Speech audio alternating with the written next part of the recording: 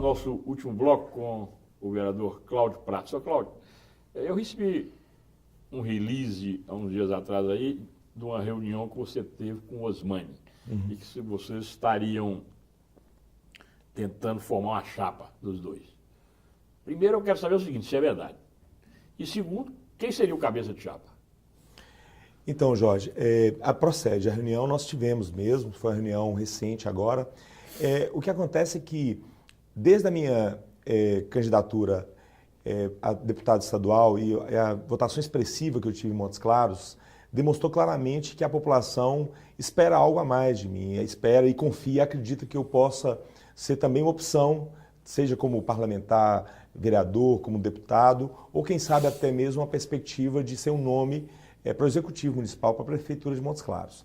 E o Osmani é outra pessoa também, muito bem conceituada, respeitada na sociedade também, e consequentemente, a gente sempre percebia que as pessoas esperavam, tanto dele quanto da minha parte, que nos apresentássemos no processo político como uma opção. E foi isso que aconteceu. Nos reunimos para uma conversa muito boa, até porque muitas vezes tinham boatos de que nós já estávamos nos compondo, o que não era verdade. E sentamos e conversamos, óbvio, sem conversar ainda com os nossos partidos, né, porque isso tudo passa por uma composição e uma autorização de todo o partido. Nós conversamos sobre essa possibilidade, diante da expectativa que a sociedade tem e pelo vazio de lideranças, de quem sabe nós construímos uma terceira via. Nós sabemos que tem o deputado Humberto Souto, que é uma opção importante que tem aí. O próprio prefeito, não sabemos o que vai acontecer, mas com certeza também ele tem o seu nome consolidado. Não sabemos se o PT também vai se apresentar, mas a gente entende... O PT, nessa altura do campeonato, eu acho meio difícil. Eu acredito que não. E até por esse motivo, para ter certeza da possibilidade não existir do PT ou do partido PT, pensar na possibilidade de voltar às urnas em Montes Claros, é que nós tentamos construir essa terceira via, para que a terceira via não fosse, absolutamente, a minha opinião, essa opção do PT.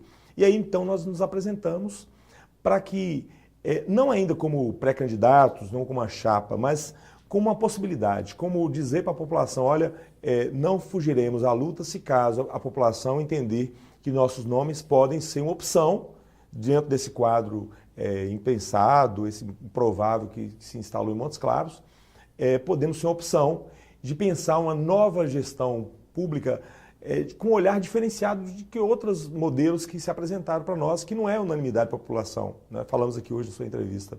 E que possam... A história mostra o seguinte, que o vereador mais votado pode chegar a ser prefeito. O Tadeu foi o vereador mais votado quando ele se candidatou e chegou a prefeito. O Rui Muniz foi o vereador mais votado e chegou a prefeito. Você foi o vereador mais votado na última eleição. Pois é, eu até agradeço isso, mas muito mais do que essa mística, aí vou chamar assim, do mais votado. Já é história.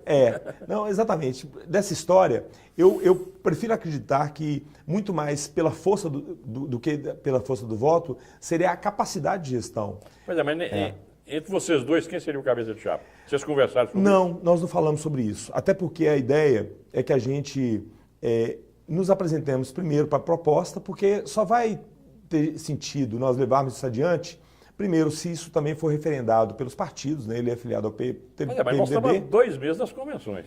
Mas você sabe que essas questões só decidem de última hora. Você lembra das últimas eleições que o Humberto Souto entrou, foi faltando 15 dias para o páreo. Então, o cenário de Montes Claros parece que ele é mais nebuloso até do que em outros lugares, né? Então, aqui, realmente, esse fato que surgiu agora, realmente, com a prisão do prefeito, ele coloca mais ainda...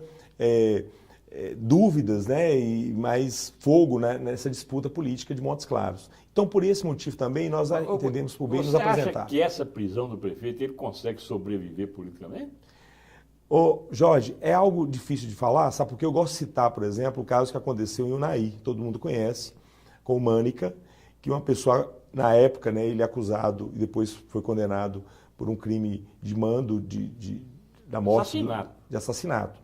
Mas como ele estava em investigação e preso dentro da cadeia, ele, dentro da cadeia, conseguiu aquela imagem que você falou de se tornar vítima perante os olhos da população e acabou se elegendo prefeito com quase mais de 70% da aprovação da população. Então, são situações como essa deixam a dúvida do que pode acontecer. Eu já vi há muito tempo que eu estou na Polícia Federal, inúmeros casos que aconteceram o contrário, né? A prisão, ela resulta realmente na morte política daquele gestor.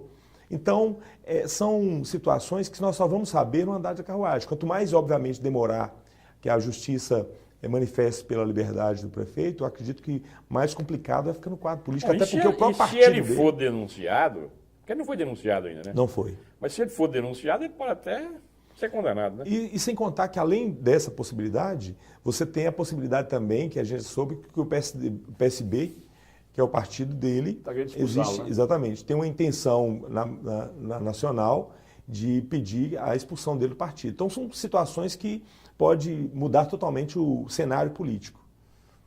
E quer dizer que há essa possibilidade de você e os Osmani formar uma chapa, né? Assim, os nossos nomes, isso é verdadeiro, lançamos porque nós entendemos que nós temos essa capacidade e podemos ser também a opção. Se entender que há um respaldo, que a população, de alguma forma, de forma geral, a sociedade acolhe essa possibilidade, a gente tem vindo isso de forma muito positiva, esse retorno das pessoas, quem sabe se concretiza essa possibilidade. Nós entendemos que a gente precisava se apresentar e nos apresentamos. Acho que as pessoas esperavam isso, tanto da minha parte quanto também da parte dele.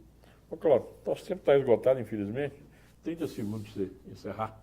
Jorge, agradecer mais uma vez a oportunidade, dizer às pessoas que nesse momento do cenário nacional, que a gente vê essa mudança política e que todo mundo está desacreditado na política, eu acredito e por isso que eu tenho me apresentado, por entender que as pessoas clamam por uma mudança de política, do jeito de fazer política, né? E ao contrário de Ruiz Barbosa, que dizia que de tanto ver triunfar as nulidades, a desonestidade, o homem se envergonha de ser honesto, eu concordo em tudo com ele, exceto nessa vergonha de ser honesto. Essa vergonha não tem e acho que nenhum de nós deve ter, de buscar a honestidade, de pautar pela honestidade, porque a maioria das pessoas, elas são do bem. As que optaram pelo mal, maus políticos, maus profissionais, eles são minoria na sociedade. Então, não percamos a esperança, é possível sim sonhar com uma cidade melhor, com Montes Claros, que digna dos seus filhos e dos nossos filhos. E completando o pensamento aí do vereador Cláudio Prats, agradecendo a presença dele, completando, eu quero dizer ao nosso telespectador o seguinte: apesar da classe política estar totalmente desacreditada, não se pode ter democracia sem a classe política. Então, nós temos que aprender a escolher bem os nossos candidatos. Muito obrigado.